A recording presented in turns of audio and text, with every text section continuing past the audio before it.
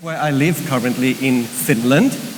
This is not the Ozark, but it's something equivalent. And obviously, as you can see, I love trees. I'm not sure what it tells about me, but nevertheless. And what I think about this event so far, an amazing lineup of professionals here in the audience as well as on stage. What I find difficult as a Finn, obviously, we have a rule of 4-meter distance from each other. And here COVID regulations are, I think, 1.5-meter distance from each other. That's very close for me. But nevertheless, whenever you want to speak to me, then out of the event, let's go ahead. Good. What I will talk about today is the following.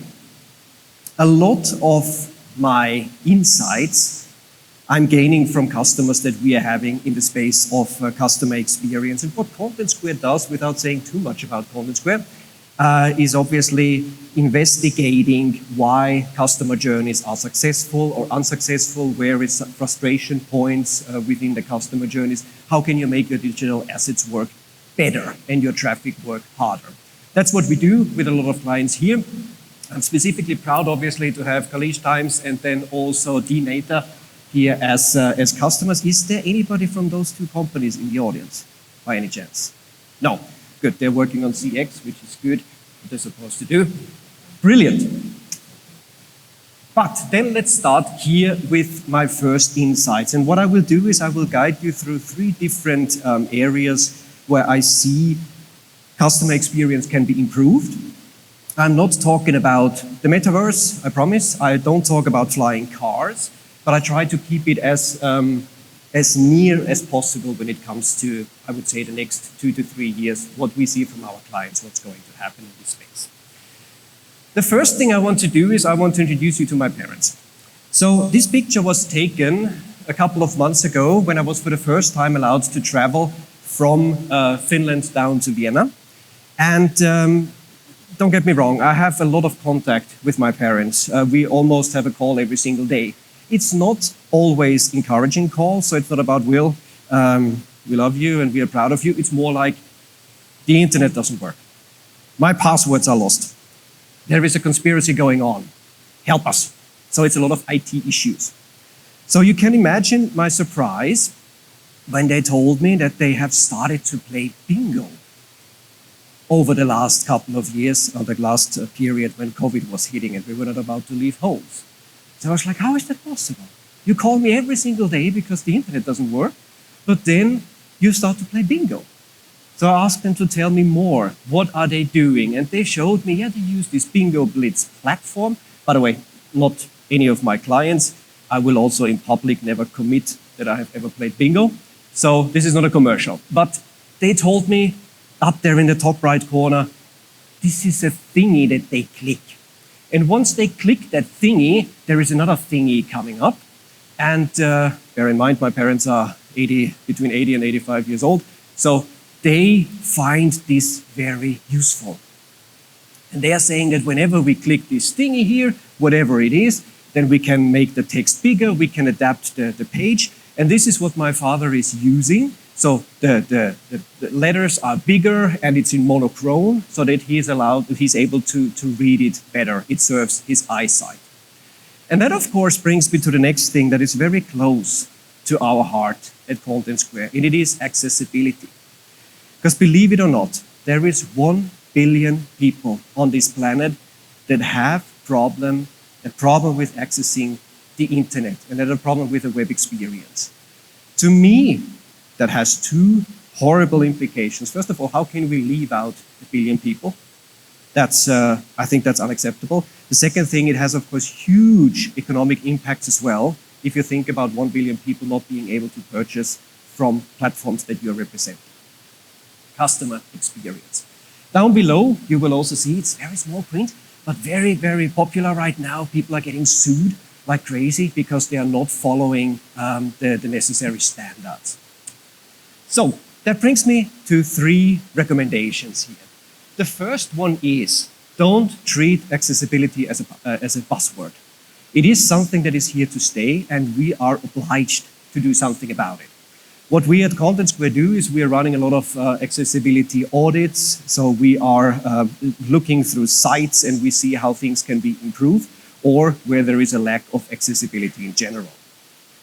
The second thing is, and that's what I'm also happy about, so all of these are our customers, and many of them are publishing accessibility statements on their site. So basically they're addressing the market that I mentioned before, and they give tips and tricks what can be done. Here there is even H&M, there is a mobile, there's a phone number that you can call in case you have questions.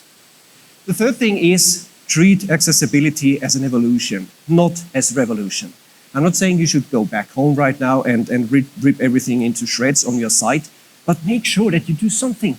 Is it an audit or is it the accessibility drop-downs that I just showed you on the bingo site? Something can always be done.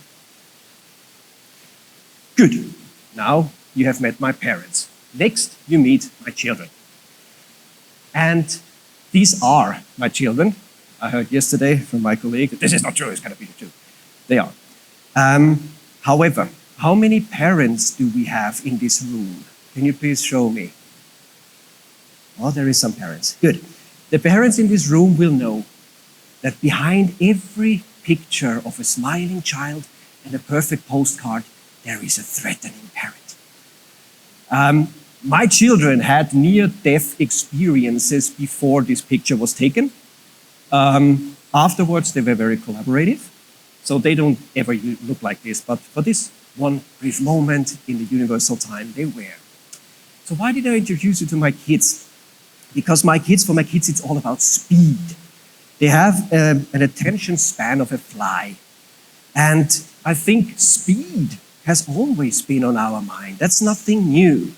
Google was always rating our search results based on speed and site performance. But what is changing right now, and this comes from a survey that we did with our clients last year, 40 billion user transactions that we monitored and analyzed, and we see that speed is still a bit of an issue. That's one angle.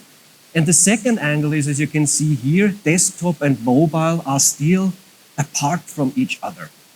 And we, in this room, we are probably still happy with the fact that the internet performs the way it does because most of us are still converting through the desktop.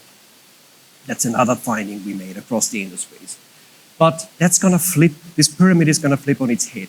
And within the next couple of years, social selling, social platforms will accelerate much more. And then the mobile experience needs to be faster. So it brings me again to 3 predictions. The first one is, and this is here a dashboard that we're using at Content Square in order to measure web core vitals.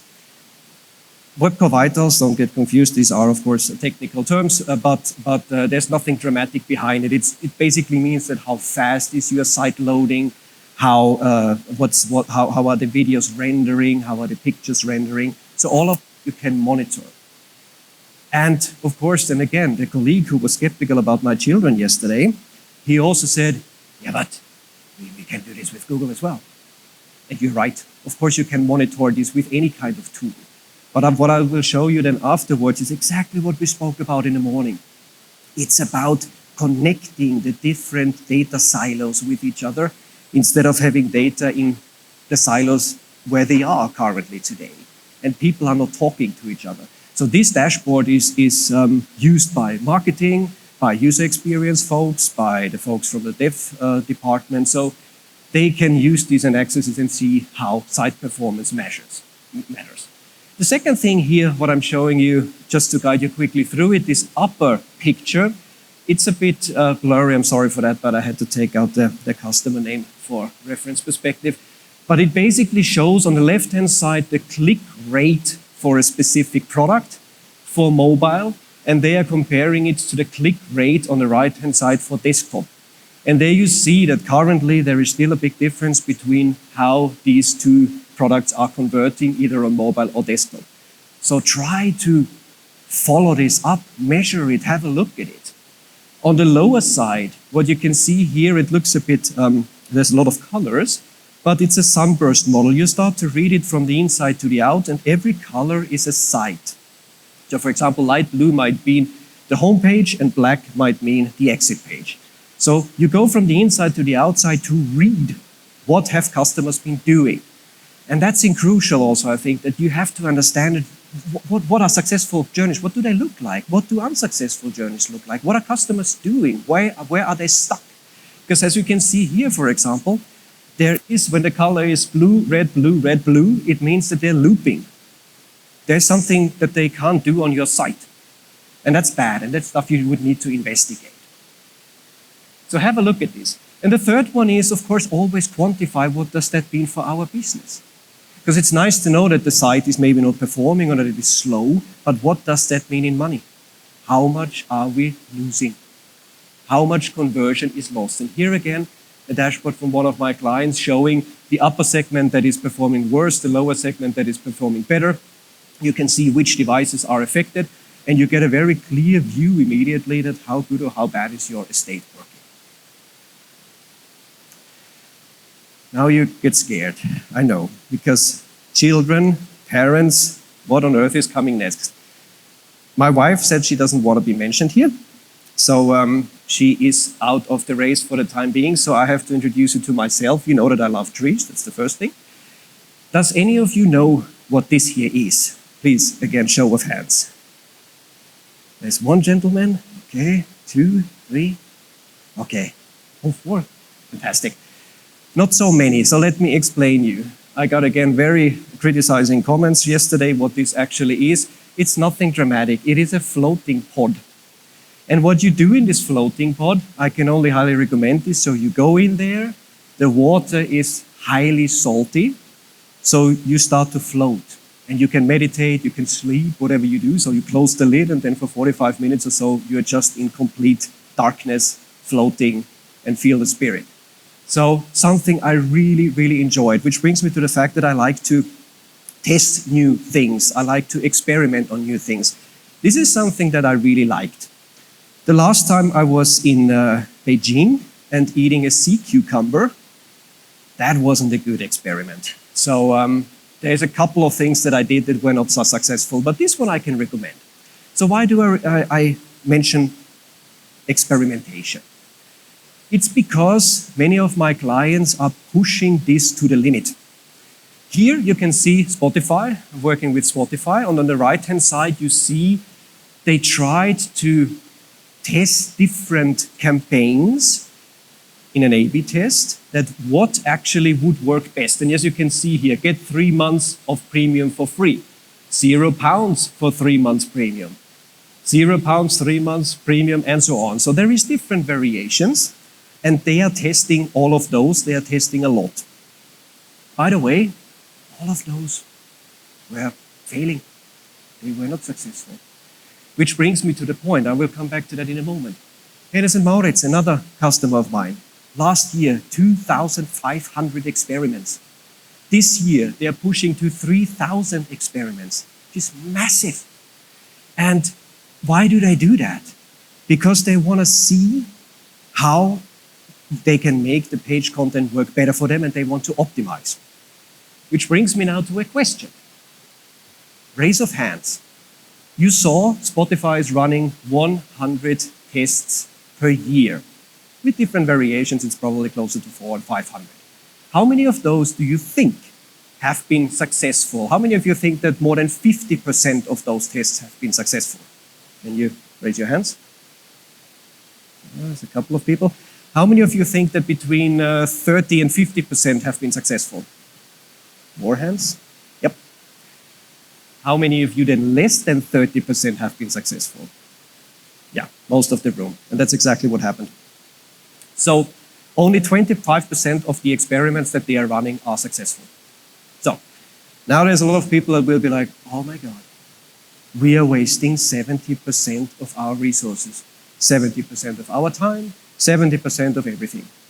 Does Spotify see it like this? No, not at all. Quite the opposite. Brings me to my first prediction again. They say, do as much testing as you can.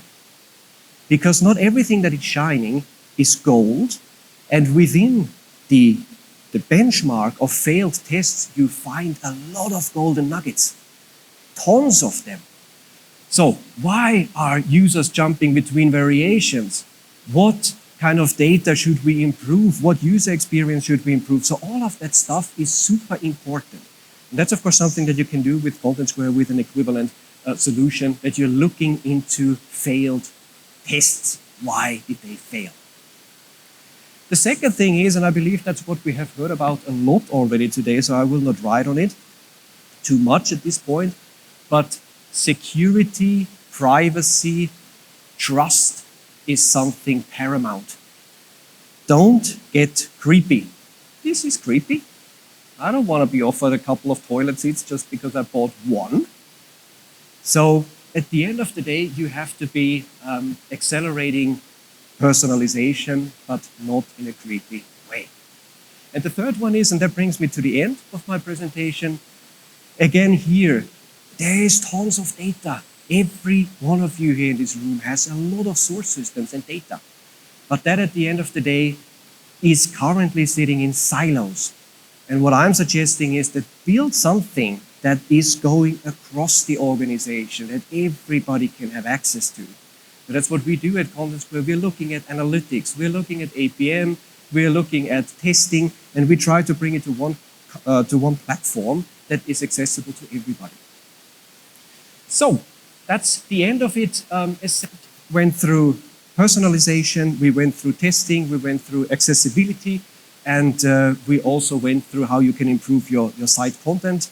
I wish you still a fantastic day, and thanks for having me.